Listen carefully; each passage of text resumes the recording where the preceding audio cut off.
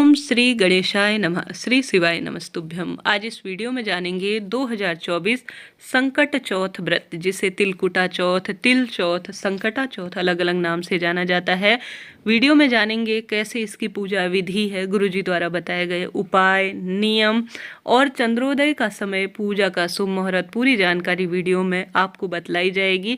तो ध्यान से पूरा वीडियो सुनिएगा, समझिएगा और अंत तक पूर्ण रूप से वीडियो में बने रहिए। जैसा कि आप सभी जानते होंगे, यह व्रत संतान की कामना, संतान सुख के लिए और संकटों का नाश करने के लिए किया जाता है। इस व्रत में गणेश जी महाराज की पूजा का विधान है। तो आप सभी को इस दिन व्रत रखना है।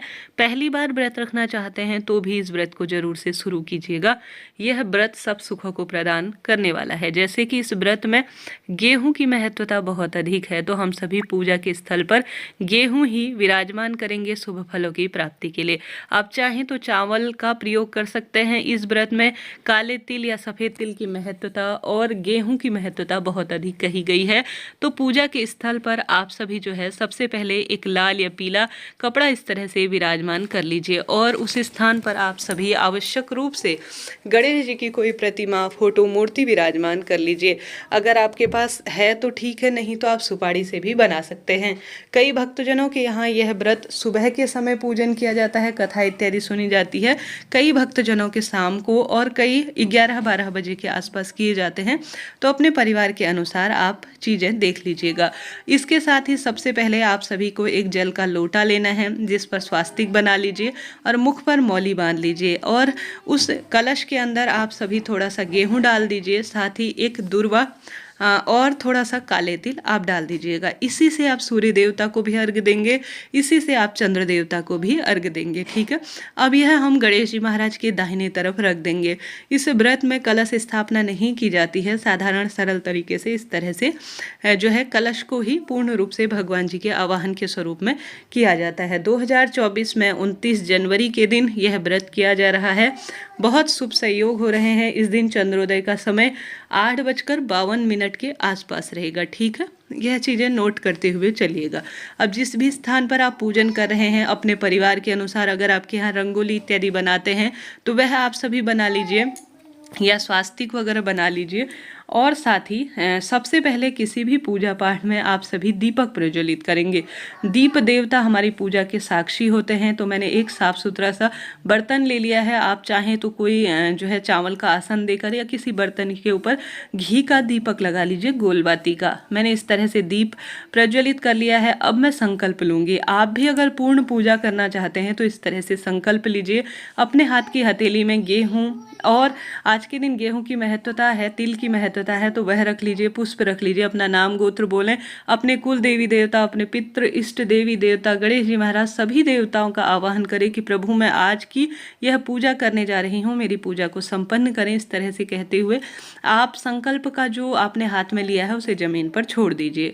अब सबसे पहले स्नान कराते हैं देवी देवताओं को। तो आप सबसे पहले गणेश जी को स्नान का भाव करते हुए जल के छींटे दे और समस्त शिव परिवार पर भी आप जल के छींटे दे सकते हैं। आपके पास कैसी भी प्रतिमा, फोटो, मूर्ति हो, उसी स्वरूप में आप विराजमान कर लीजिए। सबसे पहले समस्त शिव परिवार और गणेश जी महाराज जो भी आपके पास विराजमान प्रतिमा, फोटो हैं, उन पर रोली, चंदन, मूली, अक्षत इत्यादि सभी चीज़ें समर्पित कर देंगे। गणेश जी महाराज को सभी चीज़ें समर्पित होती है और प्रिय होती हैं, तो इन चीज़ों को आप सभी समर्पित कर दीजिएगा। अब यह कई परिवारों में तिलकुट का, अर्थात तिल का जो तिलकुट होता है उसका बकरा बनाया जाता है और बड़े के बेटे के हाथ से इसे कटवाया जाता है। तो आपके परिवार में ऐसा रिवाज है तो आप वह कर लीजिए। इस व्रत में तिल का ही प्रसाद बनाया जाता है, तो आप तिल का हलवा बना सकते हैं, तिल के लड्डू बना सकते हैं। हलवा बनाया जाता है पंजरी, उसमें तिल मिलाए जाते हैं। तिलकुटा बना सकते हैं, गुड़ और तिल कूट कर। अपने परिवार के अनुसार चीज़ें कर लीजिएगा। ठीक है।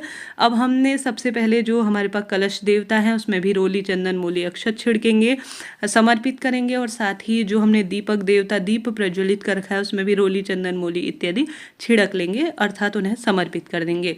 भगवान जी को वस्त्र रूप में आपके पास जो भी हो, जिस स्वरूप में हो, समर्पित कीजिएगा। मैं एक चुनर लाई हूँ, वह मैंने समर्पित की है। गणेश जी महाराज को मैंने जो है मैं एक जो यज्ञोपवीत है वह लिया है। आपकी इच्छा है आप यज्ञोपवीत ला सकते हैं तो वह समर्पित करें, नहीं तो किसी भी कच्चे सूत को 7 बार लपेट कर आप उसे आवश्यक रूप से जो है इस बड़ी चौथ के दिन आप सभी यज्ञोपवीत अर्थात जनेऊ के रूप में समर्पित कर सकते हैं। इच्छा आपकी है, क्षमता, सामर्थ्य, परिवार की शक्ति और आपके पास जो चीज़ है उसके स्वरूप में आप भगवान जी को समर्पित करें। अब आप जानते होंगे कि दुर्वा का प्रयोग बहुत शुभ माना जाता है चौथ व्रत में।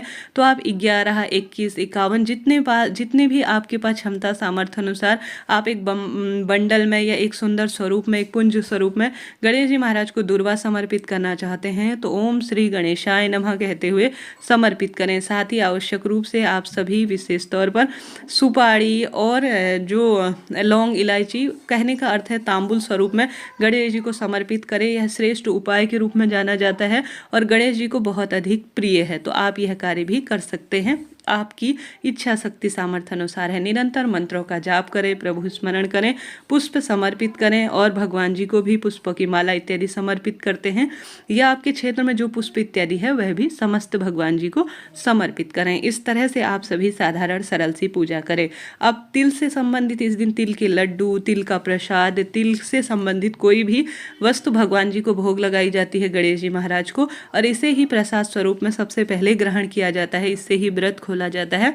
तो मैंने गुड़ और तिल को मिलाकर यह प्रसाद बनाया है। तो आप सबसे पहले गणेश जी महाराज को इसे समर्पित करें, समस्त शिव परिवार को समर्पित करें। गुड़ का भोग लगाना भी शुभ माना जाता है, केले का भोग लगाना भी गणेश जी को शुभ माना जाता है। अभी जो घर पर था उसी से मैंने उपलब्ध चीज़ों से भगवान जी को भोग लगाया है। आप भी इसी विधान से जो है पूजा करें, सरलतम तरीके से। थोड़ा सा हो सकता है बदलाव हो, फेरबदल हो, परंतु इसी तरह से पूजन किया जाता है। अब जो घर पर उपलब्ध मिठाई है, मौसमी फल हैं, उनका भी भगवान जी को आप इसी तरह से भोग लगाएं। साथ के साथ इस दिन कई क्षेत्रों में अपनी सास के लिए जो है बायने के रूप में निकाला जाता है, जिसमें साड़ी, कपड़े इत्यादि निकाले जाते हैं। वह भी आप सभी पूजा के स्थल पर रख सकते हैं अपने परिवार की रीति रिवाज के अनुसार। इस तरह से आप सभी गणेश जी महाराज का पूजन करें। यह व्रत खासतौर पर संतान की प्राप्ति, संतान सुख के लिए और जीवन में सुख, समृद्धि, धन संपदा, रोग, कर्ज मुक्ति के लिए जाना माना जाता है। तो इस व्रत को करने का आप सभी निश्चित ही प्रयत्न करें। मलमास खत्म हो चुका है, खरमास भी समाप्त हो चुका है, तो नए सिरे से भी इस व्रत को शुरू करने में कोई दिक्कत की बात नहीं है। इसके साथ ही आप सभी भगवान जी को जलपान कराने के लिए जल का लोटा रखें। अब अपने हाथ की हथेली में गेहूं लेकर आप सभी जो है या तिल लेकर आप सभी जो यह चतुर्थी व्रत की कथा होती है उसका श्रवण करें। अब जो जल का लोटा मैंने एक तो भगवान जी को भोग के लिए हो गया, उसे आप अलग रख दीजिए। एक जल का लोटा अगर आपके यहाँ सूर्य देवता और चंद्र देवता दोनों को अर्घ्य देते हैं तो इसी जल के लोटे से दीजिएगा, नहीं तो आप चंद्र देवता को इससे ही जो है अर्घ्य दीजिएगा।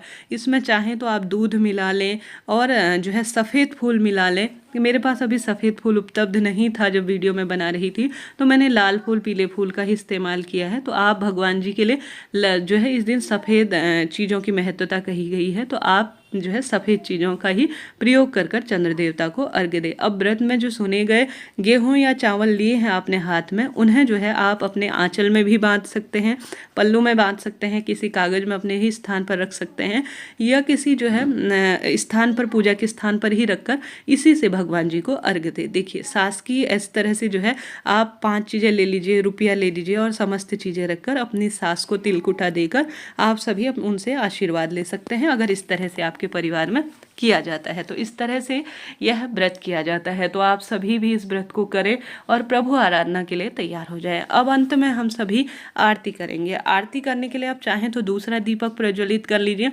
नहीं तो आप एक कपूर को जो है उसमें भी सुलगाकर आप जो है कपूर से भी भगवान जी की आरती कर सकते हैं।